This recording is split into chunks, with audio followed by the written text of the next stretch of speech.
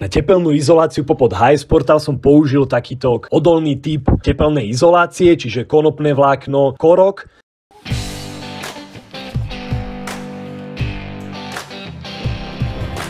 A aby som mohol umocniť odvetrávanie zemnej vlhkosti medzi betónovým základom HS Portálu a podlahou v izbe, tak sem urobíme integrovaný kvetinač a celé to len vyštrkujeme. Veď pozeraj na to.